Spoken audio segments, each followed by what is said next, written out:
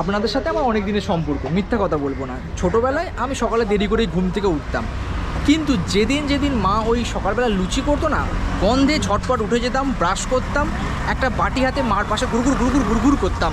মা ভাবতো যে কোন কাঙালটা এসে হাজির হয়েছে সাত সকালবেলা।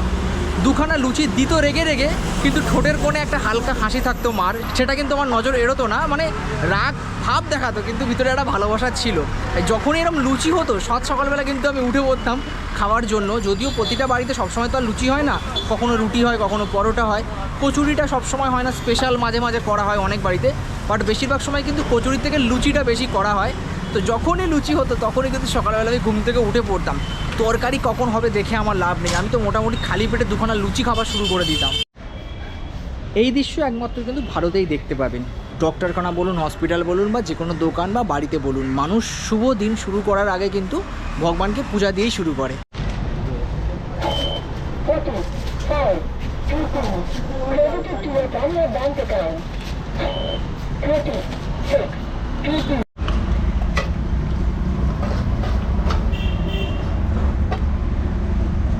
এই যে ভাড়ে দেওয়া হলো, এটা কত টাকা দেওয়া হলো? এটা 5টা কচুরি 45 টাকা। ও মানে 45 টাকা দেওয়া হলো, তাই তো?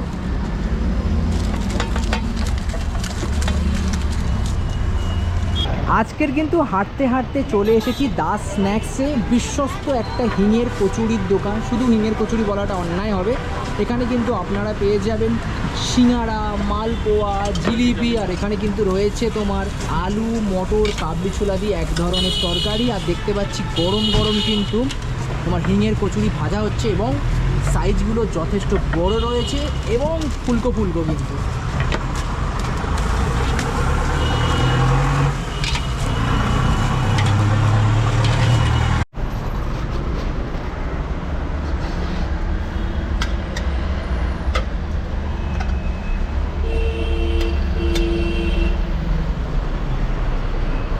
ওই সামনে রয়েছে কিন্তু হাজরা মোড়, আর এখানে দেখতে পাচ্ছেন রয়েছে সেথি ইটিং হাউস। এই যে বিল্ডিংটা দেখতে পাচ্ছেন, তারই অপোজিটে কিন্তু রয়েছে এই দাস স্ন্যাক্স। আর এই যে রাস্তাটা দেখছেন, এটা কিন্তু পুরোটা চলে গেছে আলিপুরের দিকে। আচ্ছা, আপনাকে একটু ডিস্টার্ব করছি, খাচ্ছেন? না ঠিক আছে, একটু রিভিউ নিচ্ছি। এখানে কতদিন খাচ্ছেন? এখানে আমি আমার তো অফিস ভবানী ভবনে, আমি এখানে লাস্ট 6 মাস মতন খাচ্ছি। হাজরা চত্বরে তো অনেক দোকান আছে, অনেক জায়গাতেই কচুরি ভাজে, কিন্তু এখানকার এত টাটকা দেওয়া হয় আপনি দেখতেই পাচ্ছেন। আর হিঙের কচুরি সাইজটাও বেশ ভালো, আর খুব ভালো, খেয়ে কোনো রকম অসুবিধা হয় না। আমি এখান থেকেই খাই। আর একটা জিনিস দেখলাম যে ঠান্ডা নয়, গরম দেওয়া। একদম যেমন দেখছেন আপনি, গরমই পরিবেশন করা হয়। আচ্ছা, মোটামুটি ভালো লাগে, তাই? খুব ভালো লাগে, হ্যাঁ নিশ্চয়ই। আপনার দোকানে অনেকে খেতে আসছেন, অনেকেই বলছেন যে লঙ্কার আচারটা দিন। এই লঙ্কার আচারের ডিমান্ডটা এত কেন?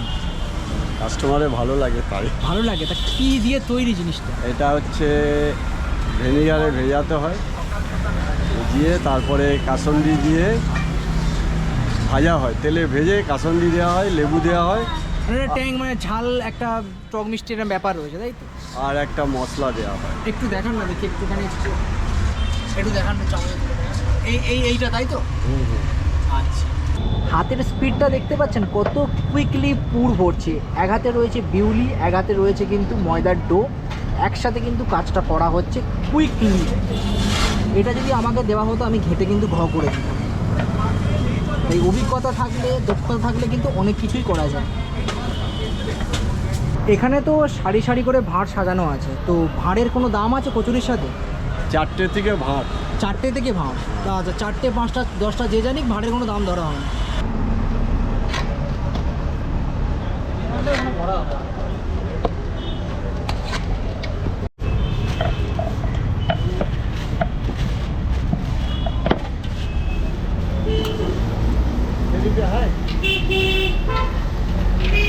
কিন্তু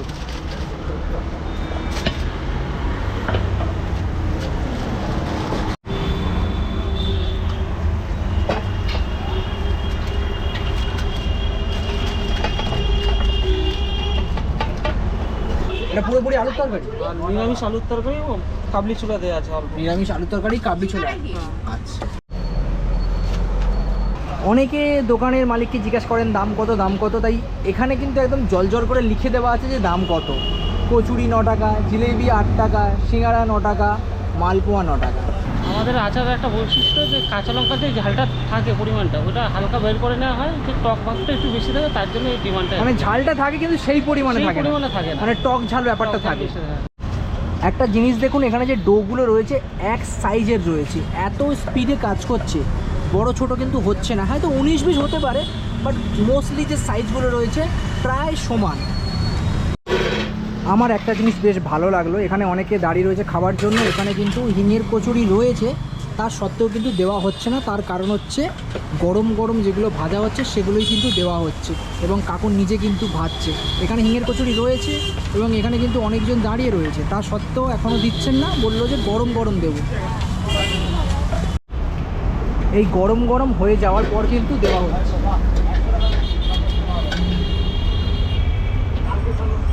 দাদা, আমি যা বুঝলাম মোটামুটি 10টা থেকে 10:30টার সময় এই দোকানে কিন্তু ভিড়ের পরিমাণটা বাড়ে। এমনি সকাল থেকে টুকটাক কেনা বাজার চলছে, বাট এই 10:30টার সময় কিন্তু প্রচুর মানুষের ভিড় আমি দেখতে পাচ্ছি।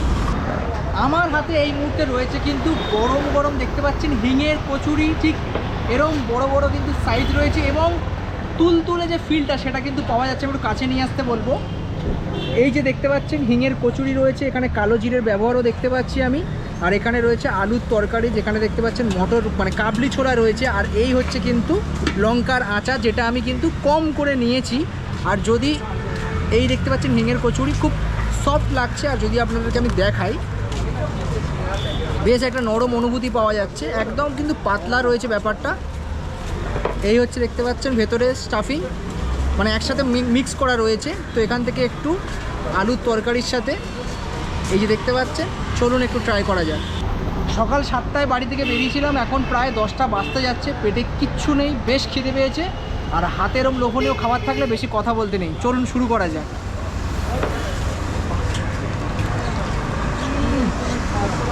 এই যে হিঙের কচুরিটা খেলাম, হিঙের খুব সুন্দর গন্ধ রয়েছে। যদি আপনারা তরকারি নাও নেন, এমনি খেতে পারবেন, কিন্তু এই কচুরিটা এতটা নরম রয়েছে, হালকা উপরে যে লেয়ারটা একটা মুচমুচে ফিল রয়েছে। যে আলুর তরকারিটা খেলাম সেটাও কিন্তু খেতে বেশ ভালো, হালকা মশলার ব্যবহার রয়েছে। সকালবেলা খুব একটা অসুবিধা হবে না, মাঝে মাঝে মুখে কাটলি ছোলা পড়ছে, যার জন্য কিন্তু টেস্টটা আরও ইনহ্যান্স করছে, মানে খেতে ভালো লাগছে। অনেকে তো বারবার লঙ্কা চাইছিল, ভাবছিলাম যে এই যে কচুরি রয়েছে হিঙের কচুরি, তার উপরে একটু লঙ্কা নিয়ে, দেখতে পাচ্ছেন একটু আলু নিয়ে, একটু মটর নিয়ে, চলুন একটু ট্রাই করা যাক। পড়িস না বাবা, পড়িস না।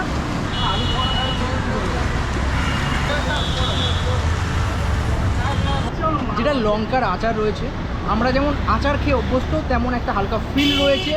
যে ঝালটা সেটা কিন্তু অতিমাত্রায় নেই, হালকা রয়েছে, ট্যাঙ্গিনেস। ওভারঅল কিন্তু বেশ ভালো লাগছে যখন তরকারির সাথে মাখিয়ে খাচ্ছি হিঙের কচুরিটা।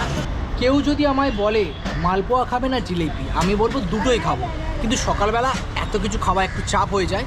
বাট যদি অপশান রাখে তাহলে বলবো আমি একটা এরম বড় সাইজের জিলিপি।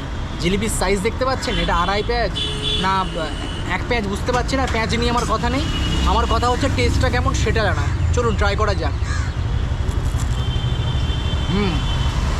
দেখবেন আমাদের পাড়ায় অনেক মিষ্টির দোকান রয়েছে, এছাড়া আমরা মেলায় অনেক সময় জিলিপি খাই, ওই জিলিপিগুলো যেমন লাগে এই জিলিপিটা তেমন লাগছে না।